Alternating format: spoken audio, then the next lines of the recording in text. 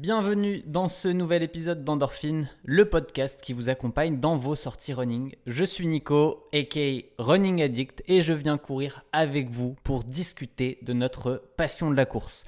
D'ailleurs, petite anecdote, à la base, quand j'ai réfléchi à ce podcast, j'avais prévu de l'enregistrer en courant, mais c'est quand même sacrément plus compliqué parce qu'en courant, on est essoufflé, j'ai fait des tests, ça marchait à peu près, mais c'était pas simple. Et en plus, on n'a pas accès à des petites notes, on peut pas préparer 2-3 trucs en amont.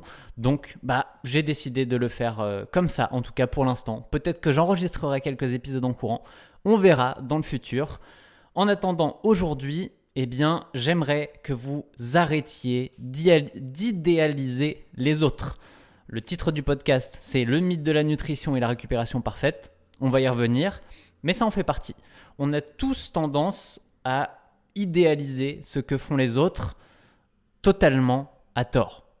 On regarde ce que font les autres, on se dit « Ah ouais, moi aussi j'aimerais faire ci, faire ça, être comme ça. » Bref, mettez ce que vous voulez derrière ce « moi aussi j'aimerais », mais on est tous comme ça. Et je suis le premier à le vivre. En tout cas, je pense qu'on est tous comme ça. N'hésitez pas à me dire si ça ne vous concerne pas, mais je pense que c'est assez répandu. Moi, je suis le premier à le vivre. J'ai des tas de problèmes, de choses que j'aimerais améliorer et que je ne vois pas chez les autres.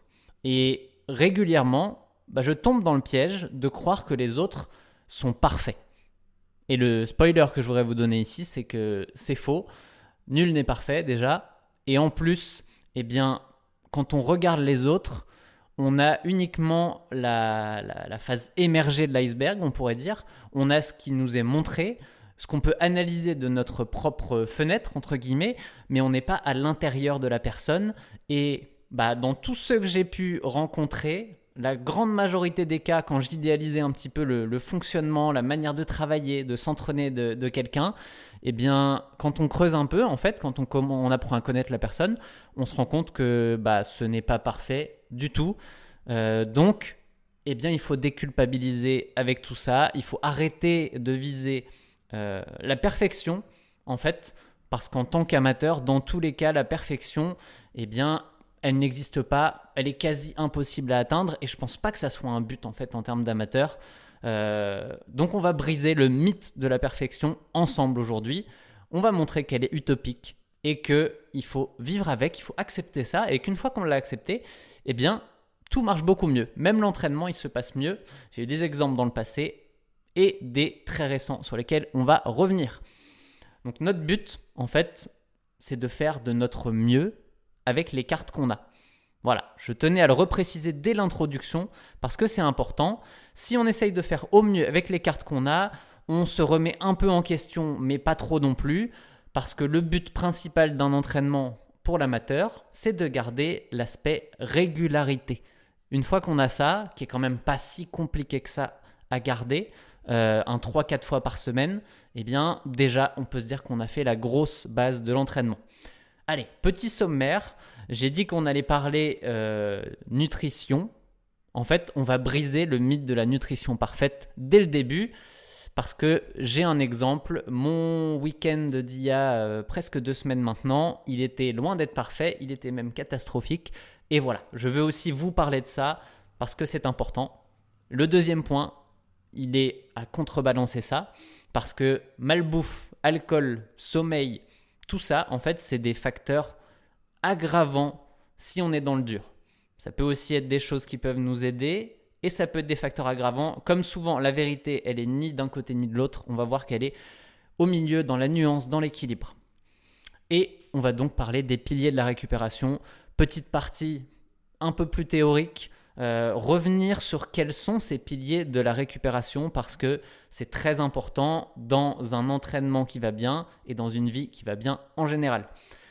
Après, on va partir sur mon entraînement des 2 dernières semaines. Je disais que ça avait été riche en enseignements et je vais essayer de revenir sur chaque petite séance qui m'a apporté une réflexion, de vous la partager et que vous puissiez comprendre un petit peu ce qui se passe dans ma tête parce que je réagis avec mon expérience de 18 ans de course et je pense que j'aurais pas réagi pareil il y a 5 ou 10 ans, donc c'est important de passer par là. On va aussi parler de l'analyse des situations justement. En fait, comment mal analyser une situation peut faire prendre de mauvaises décisions. Si on se trompe sur ce qu'on pense de notre forme physique, mentale, eh bien, on va pouvoir prendre les mauvaises décisions. On va aussi parler de l'arbre qui cache la forêt.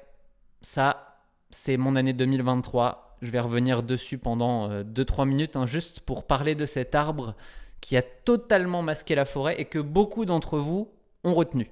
Voilà. Je ne vous en dis pas plus. Petit teasing pour la fin de l'épisode. Et ensuite, quelques conseils. Un conseil, une astuce pour les moments difficiles de l'entraînement, quand vous êtes vraiment down. Comment rebondir? Si vous avez l'impression d'être au fond du trou, je vais vous donner une petite astuce qui marche très bien chez moi. Et vous me direz si ça marche aussi chez vous. Et enfin, on aura aussi une petite partie sur quelque chose que Tristan m'a dit la semaine dernière, que j'ai trouvé intéressant. C'est juste 3 mots. C'est fréquence supérieure à volume supérieur à intensité. Voilà, c'est une règle pour bâtir son entraînement et on va revenir dessus. En attendant, le sponsor de ce podcast, c'est toujours Campus Coach, la plateforme qui fait vivre une expérience aux coureurs. Campus, c'est pas juste des plans d'entraînement, c'est votre coach, celui qui vous explique, vous conseille, vous rassure et surtout qui s'adapte à votre profil car chaque coureur est différent. Et Campus, ça marche pour tous les niveaux, du débutant au marathonien confirmé, puisque moi-même j'ai utilisé Campus pour mes derniers marathons qui m'ont emmené jusqu'à 2h33 avec la méthode Campus. C'est gratuit pour les plans 12 semaines, les plans débutants aussi, et vous avez le code Running Addict si vous voulez tester le premium pendant 1 mois. Voilà, on peut passer au mythe de la nutrition parfaite, parce que celui-là, je pense qu'il a la vie dure, entre guillemets, et je pense surtout que, comme j'ai fait des vidéos dans le passé qui parlaient un petit peu de ma nutrition en général, beaucoup ont l'impression que ma nutrition est parfaite tout le temps. Parce que je n'ai pas fait de vidéo. Regardez, je vous montre un week-end où rien n'est respecté. Pourtant, il y en a. Et il y en a eu un il y a 2 semaines. Et ça fait partie de la vie. Voilà. Le but, c'est de déculpabiliser aujourd'hui et il faut le faire. Ne partez pas en sucette en disant « Ah là là, j'ai mal fait ça » et culpabiliser. Non. Tant qu'on ne le fait pas tout le temps, c'est là-dessus qu'on va revenir, tant qu'on ne le fait pas tout le temps, ça peut être une bonne chose. Ce week-end-là, j'avais besoin de décompresser et j'étais très content de pouvoir profiter à fond du week-end. J'étais à Lille avec Tristan notamment et Camille de l'équipe aussi, Elodie, Rebecca. On s'est bien fait plaisir, on a bien mangé.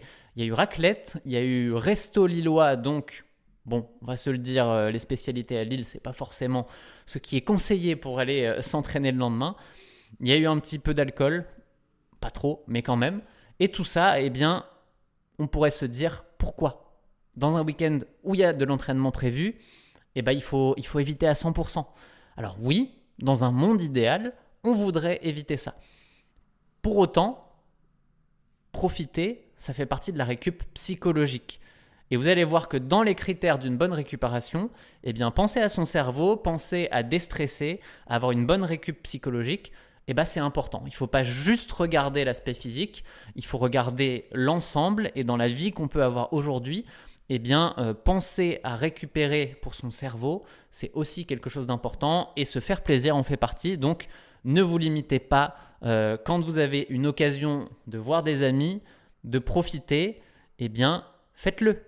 Dites un grand oui, ne vous interdisez rien et juste adapter, comme on va le voir tout de suite. Il faut juste penser à adapter ensuite pour ne pas tomber dans la blessure ou un petit problème qui va être lié à cette nutrition. Parce que le deuxième point, c'est que malbouffe, alcool, sommeil, tout ça, ce sont des facteurs aggravants qui vont limiter la récupération, mais en fait j'ai écrit facteur aggravant quand on est dans le dur, parce qu'en janvier j'ai eu l'impression d'être un petit peu dans le dur. Donc là, quand on est déjà dans le dur, que l'entraînement est pas facile, qu'on a du stress, si on va se rajouter malbouffe, alcool, sommeil, là c'est sûr que l'entraînement il va devenir encore plus difficile. Et voilà. Mais encore une fois, psychologiquement, j'en avais besoin, ça fait du bien. Maintenant, il faut faire attention aux conséquences parce que Une fois qu'on est dans ce combo, on a mal mangé, on a bu un peu d'alcool, on n'a pas suffisamment dormi, alors là, on est à la merci de la blessure. S'il y a la moindre petite inflammation qui traînait, la petite douleur, la petite faiblesse, eh bien, on est à la merci de la blessure à ce moment-là. Et du coup, il faut faire extrêmement attention. Il faut s'écouter fois 1000 à ce moment-là parce que on va tomber dans la blessure hyper facilement. Donc, il ne faut pas hésiter à adapter l'entraînement si c'est nécessaire aussi. Comme je le dis souvent, chaque période nécessite de s'adapter. Là, moi, je suis hors prépa. Je suis loin de ma prépa marathon. Le prochain marathon, il est en octobre. On est en février, donc je ne compte même pas les mois. J'ai annulé au final la saison de cross que je voulais faire parce que je ne suis pas suffisamment en forme ni motivé. Donc, il n'y a pas de course avant mi-mars pour moi, donc dans 1 mois et demi, un petit 10 km. Et ce n'est pas l'objectif de ma saison dans tous les cas. Donc hors prépa, totalement hors prépa, c'est plus facile de se faire plaisir aussi que si le lendemain j'avais un 2h15 avec 40 minutes d'allure marathon. Là, évidemment, ça aurait été peut-être un petit peu plus compliqué et j'aurais sûrement adapté ce que j'ai fait le samedi soir pour éviter à tout prix la blessure parce que ça s'appelle vraiment jouer avec le feu. Si on veut faire tout mal et en même temps performer, là, c'est pas compatible. C'est ça où il faut faire attention. Comme dans tout, c'est un équilibre. Il y a des périodes où je vais être beaucoup plus concentré sur les facteurs de récupération, éviter de sortir le samedi soir, être focus sur ma sortie du dimanche matin. Typiquement en novembre, le dernier mois avant le marathon, et octobre aussi en partie. Là, il y avait pas de. Là, c'était sérieux, on fait tout bien et on maximise les chances d'arriver en forme au marathon. Mais ça, on ne peut pas vivre comme ça toute l'année, on n'est pas des pros, donc il faut aussi passer par ces petites périodes où on se fait plaisir, où on va récupérer psychologiquement et quand on aura besoin de s'entraîner dur, on sera là. On aura à nouveau la capacité de s'entraîner dur dans ces périodes-là parce qu'on aura accepté aussi dans l'autre sens de se faire plaisir. Donc c'est un équilibre à trouver dans son année, dans ses mois et parfois même une petite soirée dans un cycle d'entraînement n'est pas forcément néfaste. Si on la place au bon moment, qu'on fait attention à la récup après, comme encore une fois, il faut juste faire attention aux fondamentaux de la récupération et les fondamentaux de la récup, on va y venir justement. Parce que j'en ai déjà parlé dans le passé, mais je pense que c'est important d'y revenir parce que tout le monde ne met pas les fondamentaux de la récup au bon étage, entre guillemets. Pour certains, la récup, ça va être les massages, les bas de compression, les bains froids, la cryothérapie. Enfin, ça, en fait, c'est la dernière étape de la récup. C'est la moins importante parce que c'est la moins efficace. Ça, c'est des facteurs qu'on va essayer d'améliorer pour gagner quelques petits pourcents de récupération. Alors qu'en réalité, le corps a tout en lui pour récupérer. Tout a déjà été fait pour qu'on récupère. Il suffit juste qu'on se mette dans le bon contexte pour ça. Et comme je le dis souvent, je vais revenir à ça avant d'aller dans les détails, s'entraîner, c'est régresser. Sur le moment, tout ce qu'on fait en s'entraînant, c'est se fatiguer, c'est casser de la fibre musculaire, c'est fatiguer ses articulations, bref, on régresse sur le moment. Mais si on a une bonne récup, là, on va progresser. S'entraîner, c'est régresser, c'est la récupération qui fait progresser. Donc, sans une bonne récup, oui, on peut s'entraîner fort, mais au final, ça ne payera pas forcément. Soit ça ne progressera pas autant qu'on pourrait, soit ça ne progressera pas du tout, soit dans le pire des cas, on va se blesser parce qu'on n'aura pas récupéré suffisamment avant son entraînement. Et le critère numéro 1, et je pense que c'est non discutable aujourd'hui, il y a suffisamment d'études, la science est suffisamment détaillée là-dessus, le critère numéro 1 de la récup est souvent ultra négligé pourtant dans les discours de motivation. Déjà je vais le dire, le critère numéro 1 c'est le sommeil. Et ce critère, on entend encore souvent le diktat de oui, ceux qui réussissent, c'est ceux qui se lèvent tôt, il faut dormir peu. Si on dort peu et qu'on travaille beaucoup, on va travailler 18 heures par jour, on est des guerriers, des machins. désolé, mais c'est totalement con en fait. Parce que si on ne prend pas le temps de dormir, eh bien en fait, la récupération, elle est mauvaise dans tous les cas. Parce qu'il se passe énormément de choses la nuit quand on dort. La récup physique, la récup psychologique, la progression, eh bien un bon sommeil va permettre de booster tout ça. Et c'est pas dans les premiers cycles de sommeil que vont se passer les choses les plus importantes. C'est plutôt dans la deuxième partie de nuit. Et pour que ça puisse se passer, il faut qu'il y ait une deuxième partie de nuit.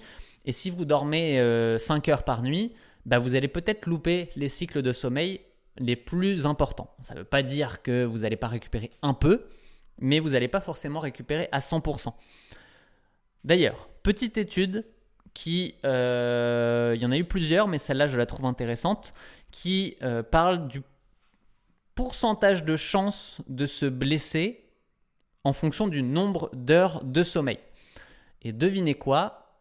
Attention, surprise, c'est ceux qui dorment le plus qui ont le moins de chances de se blesser. C'est sur une période de 21 mois, donc quasiment 2 ans. Et ceux qui dormaient 9 heures par nuit avaient environ 17% de chances de se blesser. En gros, 17% d'entre eux se sont blessés pendant la période de 2 ans.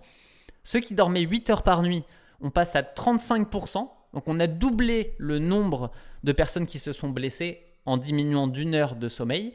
Si on passe à 7 heures par nuit, on est à 62%.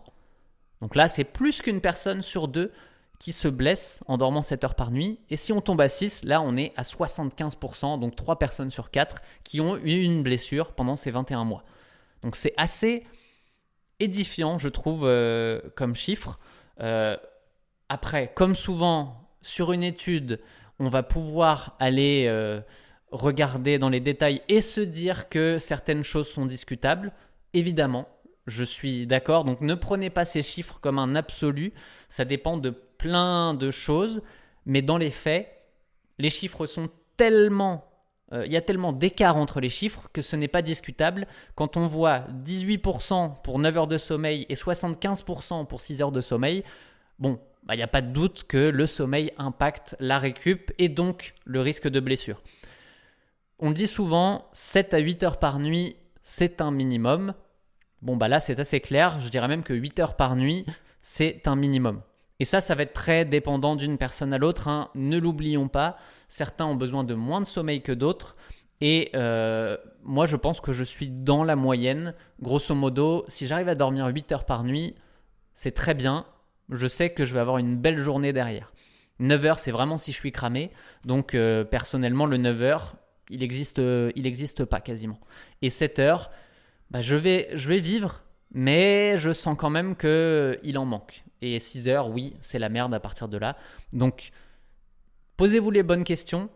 Si vous dormez moins que ça, je sais que c'est pas forcément facile, mais privilégiez le sommeil. Peut-être moins s'entraîner d'ailleurs. Il y en a qui se lèvent tôt pour aller s'entraîner. Si c'est pour couper le sommeil, peut-être que parfois il y a un juste milieu à trouver et que c'est pas l'idéal d'aller réduire son entraînement, d'aller réduire son sommeil pour s'entraîner. Parce que si on a coupé son sommeil, qu'on a coupé sur la récupération, et peut-être que on n'est pas dans les conditions optimales pour aller s'entraîner. Bref, essayez de dormir 8 heures par nuit. C'est un idéal. Moi, c'est ce que j'essaye de faire. Grosso modo, on pourra y revenir parce que je pense que le sommeil est un sujet à part entière. Mais j'essaye d'avoir une routine coucher 22 à 22h30. Et en général, quand je fais ça, mon réveil, il est 6h30, 7h environ. Donc là, on est grosso modo sur les 8 heures de sommeil quand j'arrive à faire ça. Et bizarrement, les journées où j'arrive à faire ça, ça se passe beaucoup mieux. Parce que j'ai récupéré à 100%.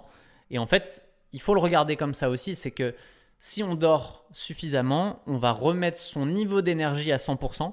Pour ceux qui ont une Garmin, je crois qu'il y a un indicateur qui s'appelle comme ça, là, qui est niveau d'énergie, quelque chose comme ça. Si on dort suffisamment, cet indicateur-là, le matin, on l'a fait remonter à 100. Donc ça veut dire qu'on a 100 points d'énergie pour notre journée. Alors que si on dort moins, il va peut-être être à 90, à 85, à 80, à 75. Et là, bah, forcément, la journée elle va être plus compliquée parce qu'on a déjà hypothéqué, avant même de commencer sa journée, on a déjà hypothéqué les points d'énergie qu'on va pouvoir y utiliser. Et ça me ramène au deuxième critère sur la récup, qui est la gestion du stress. Parce que le stress, c'est tout ce qu'on va faire dans notre journée. En fait, tout ce qui va nous demander de l'énergie, bah, c'est un stress. La course à pied est un stress, le travail est un stress, tous les choix qu'on va faire dans la journée, ce sont des petits stress. Et bah, si on reprend nos points d'énergie, si on a bien dormi, on démarre notre journée avec 100 points d'énergie, et tout ce qu'on va faire dans la journée va les utiliser. Voilà. Et si on a une vie qui est chargée, qu'on finit à zéro tous les soirs, eh bien, ça nous oblige à gérer cette énergie parce que on ne peut pas aller au-delà de zéro dans tous les cas. Quelqu'un qui vous dit « Ah bah moi, je continue quand même quand je suis cramé », bah en fait, c'est inefficace. À un moment, ça s'appelle juste continuer, mais ne plus être efficace, donc mieux vaut arrêter, se reposer et dormir. Bref, choisissez vos prios.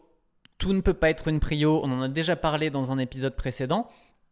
Mais c'est un gros travail que je fais sur moi. C'est pas mon fort. Hein. J'aime bien être à 100% dans tout.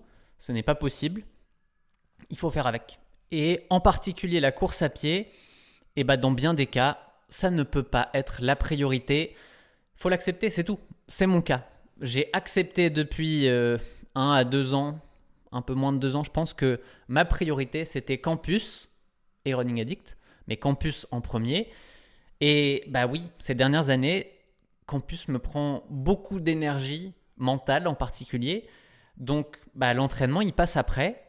Et oui, il est souvent plus compliqué qu'avant. Et c'est comme ça. C'est tout. Maintenant, ça n'empêche pas de faire des choses. Je pense que je suis un bon exemple de ça, c'est que ça n'empêche pas quand même de progresser, d'avoir des résultats qui sont sympathiques. Et c'est ça la morale de l'histoire, c'est que je ne vous dis pas d'hypothéquer des choses, je vous dis juste de définir vos priorités, dans quel ordre elles sont. Et si vous devez faire un choix à un moment, eh bien vous ferez le choix de la priorité qui est au-dessus. Et vos priorités, elles peuvent bouger dans l'année aussi. Hein. Je prends mon exemple. Là, ma priorité, c'est Campus à 100%. Mon entraînement se passe pas super bien. Bah, c'est pas grave, je l'adapte. Alors que quand j'étais en novembre, à 1 mois du marathon, j'ai pris la décision inverse. J'ai dit, bon, j'ai travaillé super fort toute l'année. Je me suis acheté, entre guillemets, la possibilité que mon mois de novembre, je shift un petit peu les priorités, que la course à pied remonte d'un cran. On va dire qu'elle était à peu près au même niveau que Campus, mais sans être la prio 1, parce qu'il ne faut pas abuser non plus. Mais ça m'a permis de donner un peu plus l'accent à la course à pied, de m'entraîner un petit peu plus et avec plus de points d'énergie quand j'allais courir. Et du coup, bah, ça a rattrapé ma saison et j'ai pu faire un marathon correct à Valence. On va y revenir sur ce marathon correct à Valence un peu plus tard parce que j'ai autre chose à dire, mais c'est plus loin dans mes notes, donc je ne sais plus ce que c'est. Donc, on a parlé sommeil, gestion du stress, qui sont vraiment les 2 points, je pense, les plus importants aujourd'hui pour bien récupérer, parce que c'est 2 points où la vie nous challenge énormément. Le stress, eh ben, on en a de partout et il faut faire attention, c'est super dur de le gérer. Et le sommeil, bah, ça a toujours été compliqué parce qu'il y a 24 heures dans une journée et il faut faire un choix. On ne peut pas à la fois dormir 8 heures et être actif pendant 18. Donc, il faut gérer tout ça. 3e critère, bah, la nutrition, évidemment. Et l'hydratation. Petite gorgée d'eau d'ailleurs. Disclaimer, je ne suis pas nutritionniste. Donc, je ne vais pas aller dans du détail sur la nutrition. Et ça tombe bien parce que je pense qu'au final, le plus important, c'est pas dans le détail, c'est dans certains principes de base, c'est de comprendre un petit peu le rôle de la nutrition sur notre entraînement. Et voilà, après pour le reste, une fois que vous avez intégré les détails, les principes de base, vous pouvez aller plus loin, notamment sur Campus. On a une nutritionniste, Mélanie, qui répond sur la communauté, qui a déjà fait un webinaire. Donc bref, on peut aller plus loin, mais déjà, si vous maîtrisez les fondamentaux et que vous les respectez, bon, on est déjà pas mal. Ce que je voulais noter en particulier, c'est que le sport est acidifiant pour l'organisme. l'intensité en particulier va acidifier l'organisme, ce qui est un problème, grosso modo. Je ne vais pas aller plus loin, je ne veux pas aller dans le détail. Ce que je veux dire, c'est que la nourriture qu'on va manger peut être anti-acidifiante, antioxydante ou acidifiante. Et si on a une mauvaise nutrition, comme je le disais au début, je parlais de raclette, de spécialité lilloise à base de frites, de sauce au fromage, tout ça, c'est très acidifiant. Et si on fait du sport de manière active et qu'on mange acidifiant à côté, et là, on fait exploser son acidité à l'intérieur du corps. Et le corps, il a du mal à le gérer. Et qu'est-ce qu'il va prendre en particulier ? Eh bien, souvent, nos petits tendons en particulier, ils détestent quand on est à un niveau d'acidification importante. Et c'est souvent là qu'on va générer des petites tendinites, des petites douleurs. Donc, attention à tout ça. Donc, si vous devez regarder pour comprendre quelles sont les nourritures les aliments les plus adaptés, recherchez sur ce qui va être plutôt antioxydant, alcalin. Ça, c'est des termes que vous pouvez aller chercher un petit peu pour trouver des listes d'aliments, comprendre un petit peu ce qui va être pertinent ou pas. Ça ne veut pas dire qu'il faut manger que des antioxydants et que de l'alcalin, mais c'est des choses qui vont aider grosso modo votre entraînement. Vous allez mettre votre corps dans un mode où il va être plus efficace si vous privilégiez plus ce type d'aliments. Le sucre. J'en ai déjà fait plusieurs vidéos. Les sucres ajoutés, idéalement, on essaye de les limiter, de ne pas en abuser surtout en fait. Mais il ne faut pas se flageller avec ça parce qu'on est des sportifs. Et en particulier, si vous courez 4, 5, 6 fois par semaine, vous allez en brûler en fait du sucre. Donc, ne vous arrêtez pas non plus je ne dois pas consommer un seul sucre ajouté dans mon alimentation. C'est pas la peine d'être stakhanoviste à ce point-là. Je sais qu'on essaye de nous faire passer dans un mode ou dans un autre aujourd'hui, mais la vérité, c'est qu'on a une vie et que faire le mieux est l'ennemi du bien. Et déjà, si on essaye de s'améliorer petit à petit, de limiter certaines choses, c'est déjà pas mal. Maintenant, le plus important pour moi, en tout cas ce que j'ai mis en place il y a déjà pas mal d'années maintenant, c'est d'essayer d'avoir une portion de légumes à chaque repas. De légumes ou de crudités, ça marche aussi. Hier soir, j'avais une belle portion de betteraves, plein de bonnes choses dans les betteraves. Bref, le 5 fruits et légumes par jour dont on a bouffé un petit peu dans toutes les pubs de partout depuis qu'on est gamin, c'est pas un mythe. Autant on pourrait remettre en question les produits laitiers sont vos amis pour la vie, autant les 5 fruits et légumes par jour, c'est pas pour vous emmerder, c'est qu'il y a plein de bonnes choses dans les fruits et les légumes. Donc, idéalement, c'est ça qu'il faut respecter. Et je ne vous dis pas de tout cuisiner, parce que je ne suis ni un grand cuisinier et ni j'ai le temps de le faire au quotidien. Donc, personnellement, mon congélateur est plein de légumes que j'achète chez au Carrefour, au Picard, ou où vous voulez.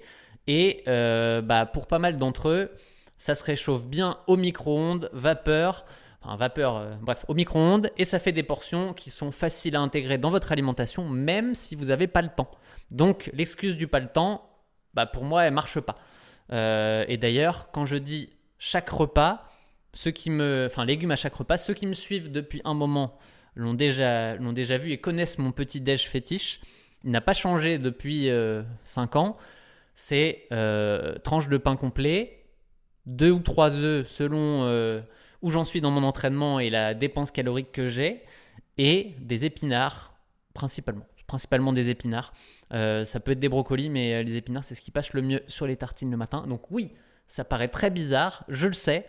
Ça m'a paru bizarre un petit peu au début quand je l'ai intégré, mais aujourd'hui, je ne me pose même plus la question. C'est devenu une habitude et en fait, j'en ai même envie le matin. J'ai trouvé ma petite routine, ma petite recette qui fait que premier repas de la journée, c'est un repas où je coche toutes les cases de ce que je veux pour mon alimentation. Donc déjà, à minima, après mon petit déjeuner, j'ai au moins un repas dans la journée qui a été parfait. Donc après, ça laisse aussi des petits écarts un peu plus loin dans la journée si on en a besoin. Revenons un petit peu sur les fruits. j'ai parlé de légumes. Évidemment, si c'est 5 fruits et légumes, si c'est que des fruits, il manque quelque chose. Les légumes, c'est important aussi. Mais ce qui est important surtout, c'est on entend souvent les fruits, ah non, j'en prends pas parce que c'est du sucre. Alors oui, si c'est du jus de fruits, là, on est d'accord. C'est principalement que c'est un peu comme boire un coca avec 2-3 vitamines dedans. Bref, les fruits, c'est du sucre. Alors déjà, c'est un bien meilleur sucre que ce que vous allez pouvoir retrouver dans pas mal d'autres produits, en particulier depuis que les sirops de glucose, fructose et compagnie sont arrivés. Mais le fait est que les fruits les sucres du fruit, ils sont avec des fibres. Et ça change tout. Parce que la vitesse de digestion d'un fruit, c'est pas du tout la même chose que si vous allez avaler un verre de soda au final, ou un verre de jus de fruits. Et il y a des vitamines, il y a des minéraux, il y a plein de choses dans les fruits qui font que vous avez très peu de chances de devenir obèse si vous mangez 3 fruits par jour. Hein. Donc, n'utilisez pas ça comme excuse pour ne pas en manger. Mangez des fruits et 5 fruits et légumes par jour si vous pouvez. Voilà, on va pas aller plus loin là-dessus. Je pense que vous avez compris le principe. Et ensuite, il ne faut pas oublier d'avoir un apport en protéines suffisant parce que nous sommes des sportifs. La course à pied est un sport à impact, est un sport qui casse un peu de fibres quand même si c'est pas du trail en descente, ça dépend de ce que vous faites. Mais grosso modo, il faut avoir un apport en protéines suffisant. Bon là, je ne suis pas un expert, mais de tête, je dirais qu'on est sur du 1,2 à 1,5 grammes de protéines par kilogramme. Vous irez vérifier. Encore une fois, je ne suis pas nutritionniste, je ne m'engage pas là-dessus. Et voilà. Et maintenant, on revient au 80-20. Ce que j'ai dit ici, c'est bien. Idéalement, c'est ce qu'on veut respecter à 80% du temps. Éviter les sucres ajoutés, essayer d'avoir des légumes à chaque repas, des fruits, un apport suffisant en protéines, éviter l'alimentation acidifiante. Si on respecte ça 80% du temps, là on peut se dire qu'on est vraiment dans le très très bien. Le 20% du temps qui reste, on peut se faire plaisir. Et se faire plaisir ne veut pas dire manger la pire nourriture du monde. Il y a un gap entre manger parfaitement et manger uniquement du McDo, par exemple. Donc, ne me prenez pas au mot non plus. Je ne vous ai pas dit que le 20% restant, ça devait être n'importe quoi. Mais vous pouvez avoir des petits écarts sans que ça soit délétère totalement à votre entraînement. 4e point sur la récup, la gestion du volume et de l'intensité de l'entraînement. Et oui, je le mets après le sommeil, après la gestion du stress et après la nutrition. Parce que je suis convaincu, et on le retrouve aussi dans pas mal de pyramides de la récup, que ça vient après. En gros, si on est bon sur son sommeil, sur sa nutrition et sur sa gestion du stress, en fait, la gestion du volume et de l'intensité, elle n'est pas corrélée énormément. On va pouvoir faire un peu ce qu'on veut. Toujours dans la progressivité, évidemment. Si vous essayez de passer de 4 entraînements par semaine à 6 du jour au lendemain, ça ne va pas marcher, mais ça n'a rien à voir avec la récup. Ça a à voir avec comment le corps progresse et comment on l'emmène à un différent volume dans l'entraînement. Mais on n'a pas besoin d'adapter à la baisse son volume et l'intensité de son entraînement si on est vraiment bon sur les 3 points précédents. C'est ça que je veux dire. Grosso modo, ouais, c'est là. En fait, je réfléchis un petit peu à voix haute, mais cette gestion du volume et de l'intensité, je n'ai pas à y toucher la majeure partie du temps, sauf quand je suis dans des périodes compliquées, comme en ce moment. Je vais y revenir après sur ma semaine d'entraînement, mais c'est le seul moment où j'ai commencé à jouer avec le volume et l'intensité, parce que sur la gestion de mon stress, j'étais pas bon. Mon sommeil, ça va, et la nutrition, c'était pas bon non plus. Donc il y a 2 facteurs sur 3 au-dessus de l'entraînement qui n'était pas au top. Et du coup, forcément, c'est là où ça commence à être plus compliqué de récupérer et qu'il faut potentiellement aussi jouer sur son entraînement. Et grosso modo, quand on doit jouer sur son entraînement, je vais reprendre quelque chose que Tristan m'a dit la semaine dernière parce qu'il me l'a écrit en 3 mots et j'ai trouvé ça intéressant. Fréquence supérieure à volume, supérieure à intensité. C'est simple, c'est efficace et ça décrit bien la réalité de l'entraînement en fait. C'est-à-dire que l'intensité, c'est presque ce qu'il y a de moins important dans l'entraînement. Si vous ne vous trompez pas, si vous entraînez 3-4 fois par semaine, ça a une place importante dans l'entraînement parce que vous entraînez peu. Mais en réalité, le volume d'entraînement est plus important que l'intensité. Mais faire beaucoup de volume d'entraînement, c'est compliqué. Je ne vais pas aller vous dire de faire 6, 7, 8 entraînements par semaine. Pour beaucoup, la simplicité, c'est quand même d'aller faire 3 ou 4 entraînements et de faire 1 ou 2 fractionnés là-dedans. Ça marche. Si on voulait optimiser, on irait chercher plus de volume, mais ça marche en soi. Mais grosso modo, c'est pour ça que le volume, c'est au-dessus de l'intensité, si on doit adapter. Et la fréquence, alors là, c'est le critère numéro 1. Je parle de fréquence, on dit souvent régularité, mais en fait, garder le nombre d'entraînements dans sa semaine, c'est le plus important. Si on a 5 entraînements dans sa semaine et qu'on doit adapter, on n'adapte pas le 5. On va adapter le volume, donc on va peut-être réduire un petit peu la quantité. Au lieu de faire 1 heure, on va faire 50 minutes. Et on adapte en premier lieu l'intensité. Si on est dans le dur, on va réduire la difficulté de sa séance, voire la supprimer. Moi, j'ai supprimé une séance de fractionné la semaine dernière, on va y revenir. Et voilà, ça ne fait pas de mal de supprimer une séance de temps en temps si c'est nécessaire. Dans tous les cas, par contre, on va courir. On garde la fréquence. Moi, je m'entraîne beaucoup et vous savez quoi, on va revenir directement à mes 2 dernières semaines d'entraînement. Vous allez comprendre exactement ce que je veux dire à mon avis. Donc comme je n'ai pas enregistré depuis quasiment 2 semaines, il y a 2 semaines à analyser. La première, déjà j'avais une impression qui était faussée. Parce que au final, la première des 2 semaines, j'ai couru 85 km avec 2 fractionnés qui n'étaient pas dégueux, qui étaient de bonne facture, on va dire. Donc, mais dans le vécu, c'était dur. Footing où j'étais cramé, il y a 2 footings où j'ai fait des pauses toutes les 5 minutes, tellement mentalement j'étais pas là. Bon, c'est quand même des facteurs qui montrent que c'est pas ouf, mais souvent on a tendance à retenir uniquement ça, alors que si j'analyse la semaine en détail, elle a été plutôt productive dans ces conditions. Et je pense notamment à la séance 1 qui était un fartlek. Donc fartlek, pour ceux qui ne connaissent pas, ça veut dire jeu d'allure en suédois. Je crois que c'est en suédois. Et c'est une séance où il n'y a pas d'objectif de temps. On va se faire du fractionné et on gère l'allure à la sensation. Donc on peut se donner un RPE, un Rate of Perceived Exertion, donc je n'ai plus le terme. Bref, un niveau de difficulté perçu, voilà. Et moi, je m'étais donné un 7 sur 10, je crois. Et du coup, je suis allé m'amuser sur un terrain de trail, enfin de cross en fait, parce que j'avais prévu de faire la saison de cross jusque-là. Et je suis allé m'amuser en chaussures de trail dans la gadoue à monter, descendre, jouer avec l'allure.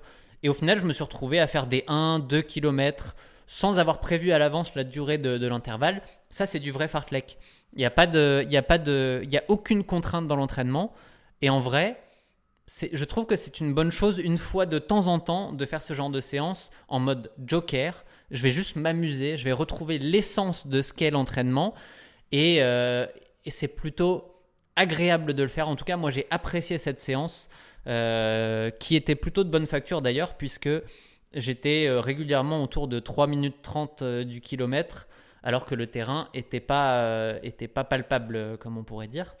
Bref. Belle séance, on va pas revenir en détail dessus, mais utilisez le fartlek une fois de temps en temps. Si vous n'avez vraiment pas envie, que vous êtes allez faire une séance qui n'a rien à voir, faites-vous plaisir et on ne vous en voudra pas si ça arrive vraiment une fois de temps en temps.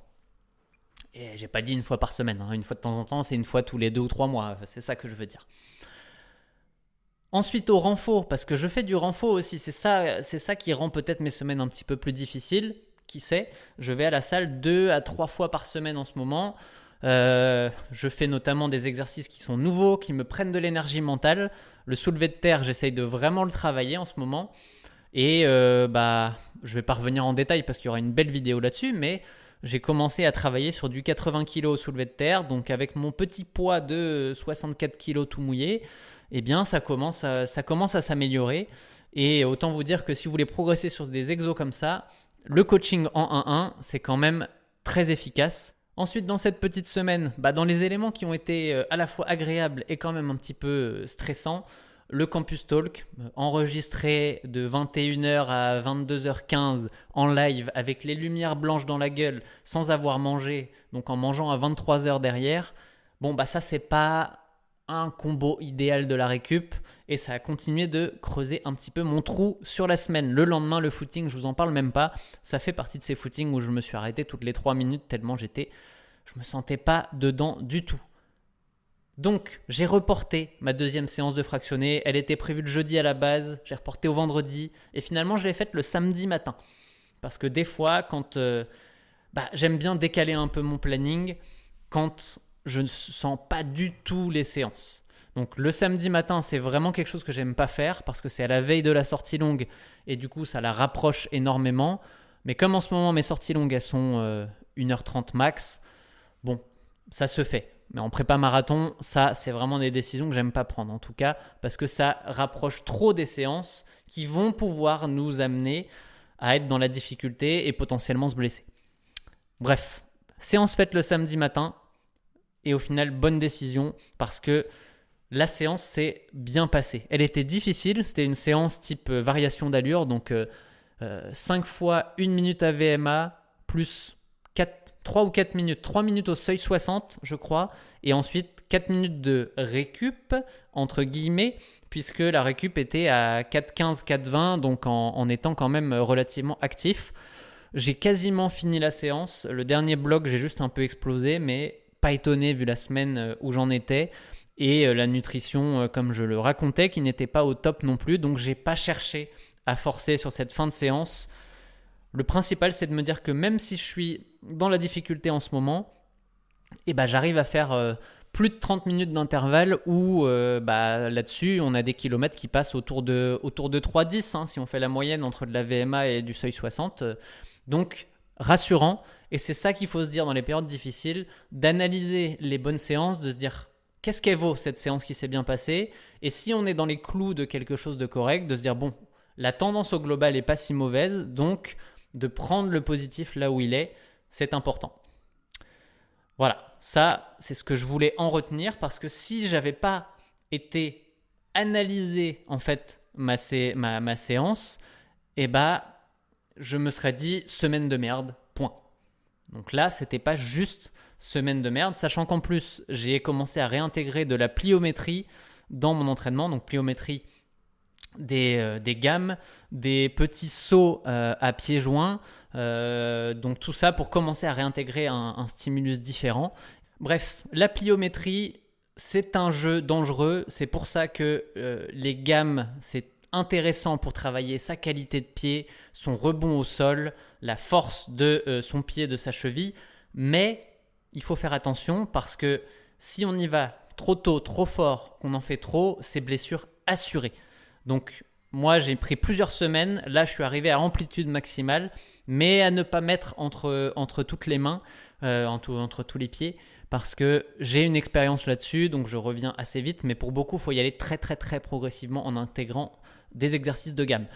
Bref, rien à voir, mais juste pour dire que j'ai quand même un entraînement qui est assez varié en ce moment entre un peu de volume sans en faire trop, 1 à 2 fractionnés par semaine, 2 à 3 renfos, un petit peu de pliométrie. Donc, ça fait beaucoup. Et avec ce que je vous disais tout à l'heure, stress, nutrition pas au top, discipline pas au top non plus, on va y revenir.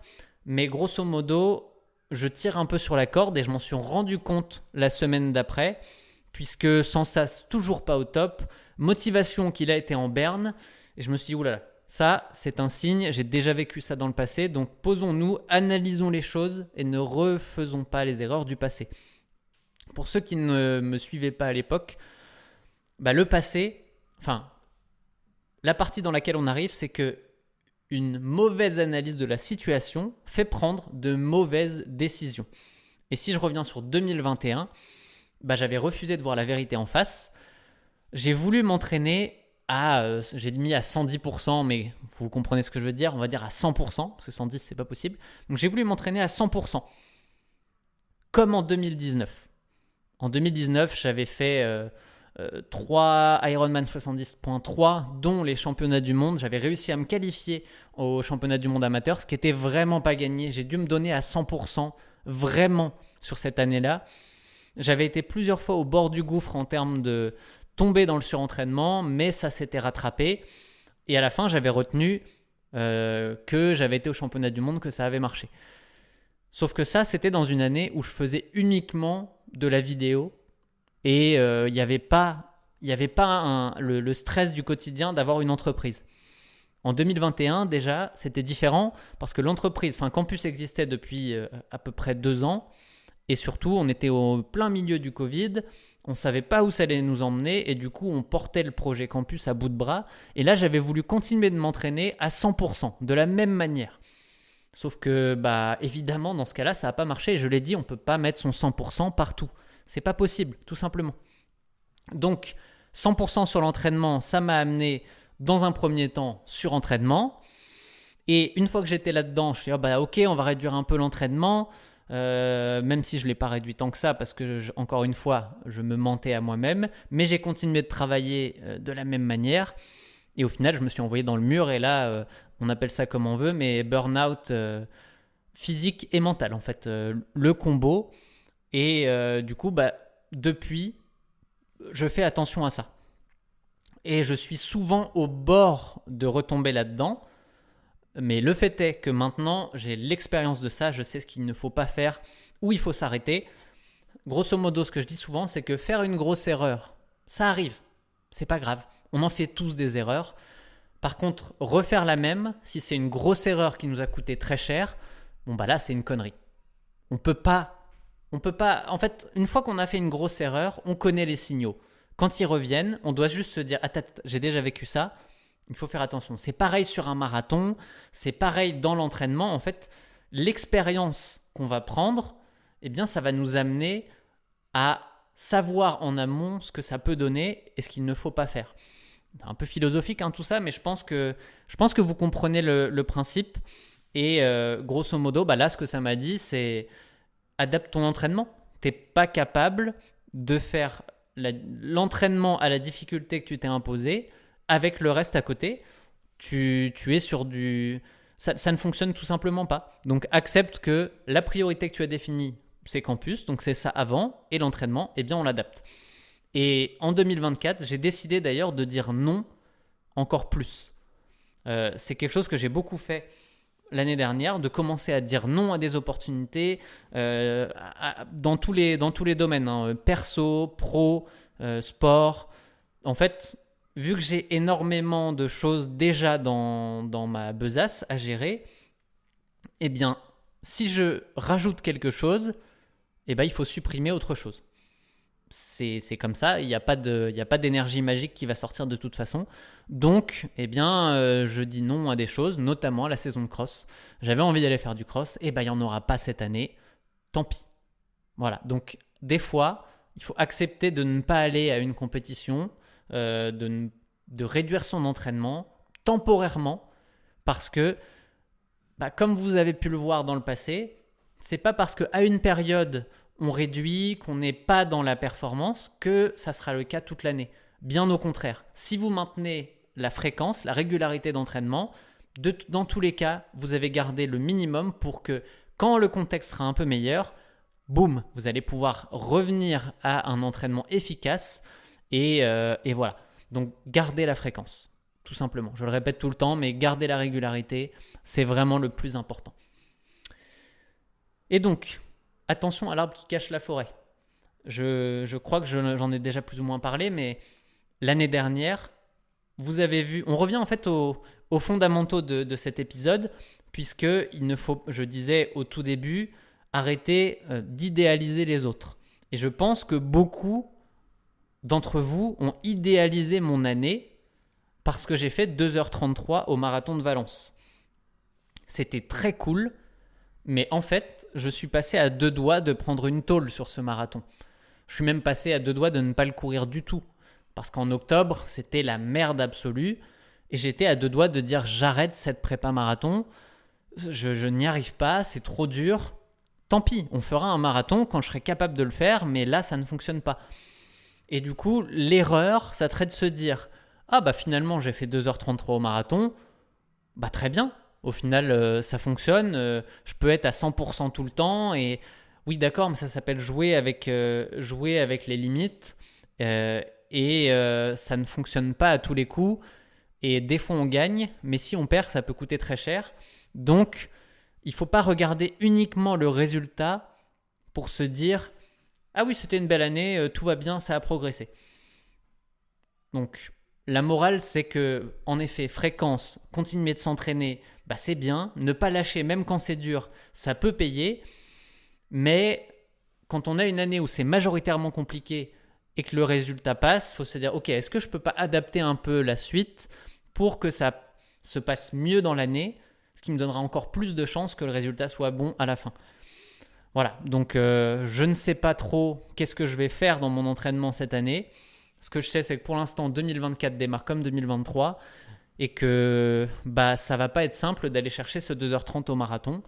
Je ferai ce qu'il faut, mais en soi, c'est ce que je disais à Jonathan, on associé sur campus la semaine dernière, je disais en soi, si à un moment je me rends compte que bah, ça marche pas, et que pour que campus avance et tout ça, bah, j'ai besoin de ne pas aller faire le 2h30 au marathon, bah, je le ferai pas. Tout simplement. Je pense que c'est pas aussi important pour moi de faire ce 2h30 au marathon que vous l'imaginez. Si là, je devais arrêter, ne plus faire de marathon et m'arrêter à 2h33, je suis déjà en fait aux anges. Je ne pensais pas pouvoir prétendre à ce genre de chrono un jour. Donc en soi, ça m'irait. Évidemment que j'ai envie d'aller le chercher quand même, ce 2h30, mais pas à tout prix. C'est ça que je veux vous dire. Donc je laisse filer l'année. Évidemment, je vais mettre toutes les chances de mon côté de progresser, notamment bah, avec le renfort, avec la pliométrie, garder du volume dans l'entraînement. La base sera là.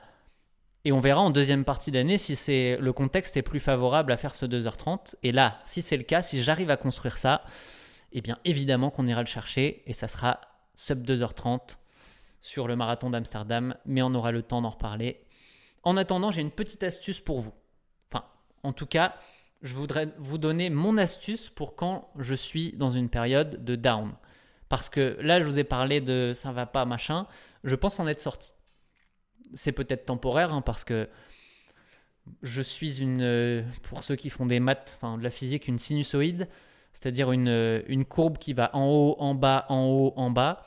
Ça, j'ai des gros hauts et des gros bas dans la vie. Et après un gros bas, souvent il y a un gros haut. C'est ça le positif. Mais c'est pas du tout ça que je voulais vous dire. Je ne sais absolument pas pourquoi je suis parti là-dessus. Ce que je voulais dire, c'est que j'ai une astuce pour quand je suis vraiment au fond du trou en termes d'entraînement. Comme je l'étais récemment, pas envie, rien qui marche. Qu'est-ce que je fais à ce moment-là ? Eh bien, j'ai une méthode que j'appelle la provoque. Et la provoque, ça commence par calmer le jeu de l'entraînement, réduire l'entraînement et même presque mettre le frein à main. La seule chose que je ne change pas, c'est la fréquence. On en a parlé au début. La fréquence, c'est plus fort que tout. Donc, j'essaie de garder au maximum le nombre d'entraînements qui étaient prévus dans ma semaine. Par contre, en fait, je n'avais plus de discipline de toute façon. Je commençais vraiment à avoir du mal à y aller, à plus avoir de motivation à chaque entraînement à y aller. Donc là, j'accepte de mettre totalement la discipline de côté. Et ça va bien avec mon mode je suis soit on soit off, mais j'ai du mal à être au milieu. Donc là, la semaine dernière, bah, il ne s'est pas passé grand-chose au final. Si je vais sur mon Strava rapidement pour vous en parler, je pense que sur les 5-6 derniers jours, je n'ai couru que des 30 minutes. Ouais, il y a un petit 40 minutes. En fait, cette semaine, elle a été composée de sorties de 40 minutes jusqu'à mercredi et après 4 jours de suite avec des 30 minutes. Tout simplement. Je n'ai absolument pas écouté des Tristan. Ce qu'il avait écrit dans le plan, c'était ça sera des 30 minutes, juste histoire de faire le minimum syndical, et basta. Et j'ai mangé sans me restreindre du tout. J'ai vraiment tout mal fait la semaine dernière. Pourquoi ? Parce que, en général, quand je fais ça, à un moment, ça me pique au vif et ça me dit mais c'est pas ça ta vie en fait. Tu n'es pas cette personne et du coup ça va m'énerver et ça va me remettre dans un mode positif. En fait, ça va me redonner la niaque et là je suis en train de revenir dedans. J'ai envie d'aller m'entraîner, j'ai bien mangé hier, j'ai envie de repartir en fait dans ce mode où c'est moi qui domine les choses et je remets en place des routines dans ma vie. Tout ce que j'ai pas eu ces dernières semaines, et ben maintenant j'ai envie de le refaire. Pourquoi ? Parce que justement, j'ai tellement été dans l'autre côté là par rapport à d'habitude que ça fait un petit électrochoc en fait. C'est pareil, certains disent des fois, quand tu as du mal à bien manger, va faire un gros cheat meal, tu t'exploses le bide et après la seule chose que ça va faire c'est te donner envie de bien manger derrière. Je ne sais pas si c'est le cas, mais en tout cas, sur l'entraînement, moi je sais que ça marche, c'est pas la première fois que je le fais et que juste être patient, aller courir simplement 30 minutes sans en demander plus à son corps pendant 4-5 jours. D'une, ça n'impactera pas l'entraînement parce que, vous le savez, en 5 jours, on perd rien. Et en plus, si on garde la fréquence, on ne perd absolument rien. Et du coup, il y a un moment, on va se dire, bon, c'était bien tout ça, mais j'ai quand même envie de m'y remettre. Et là, je suis là-dedans. J'ai envie de m'y remettre à 100%. Et j'ai hâte de voir l'entraînement de cette semaine. Mais je ne me mets pas de pression pour autant. Il ne faut pas passer du tout au tout non plus. Donc, quand vous êtes dans un down, acceptez d'y être. Faites limite les choses pour tout prendre d'un coup et après avoir envie de repartir. Je ne sais pas si c'était clair. Ça allait dans ma tête parce que moi, je l'ai vécu. Mais je ne sais pas si ça a été clair pour vous. En tout cas, on est encore sur un épisode mix où en fait, je vous ai partagé des éléments que je pense importants sur la théorie, notamment sur la récup, et beaucoup d'anecdotes d'entraînement et de vie en fait qui viennent illustrer un peu tout ça. Encore une fois, n'hésitez pas à venir m'écrire parce que j'essaye de construire au fur et à mesure ces épisodes pour qu'ils vous conviennent, pour qu'ils soient agréables, pour que quand on aille courir ensemble, ça soit quelque chose qui soit plaisant. Et voilà, j'ai besoin de vous, donc n'hésitez pas à venir me le dire. Et moi, je vous retrouve la semaine prochaine avec un autre épisode qui risque d'être sur un autre sujet. Alors, je vais regarder quel sujet ça pourrait être. J'ai courir, c'est l'école de la vie, ou aller répondre à vos questions. Parce qu'on pourrait faire un petit épisode questions-réponses. Vous en avez posé pas mal sur Instagram. Je vous redemanderai sûrement sur une story de poser des questions. Et peut-être qu'on fera un petit épisode questions-réponses la semaine pro. Si vous voulez me dire ce que vous préférez entre les deux, c'est pareil. N'hésitez pas à le faire. Et moi, je vous retrouve la semaine prochaine de bonne heure et de bonne humeur. Bonne semaine!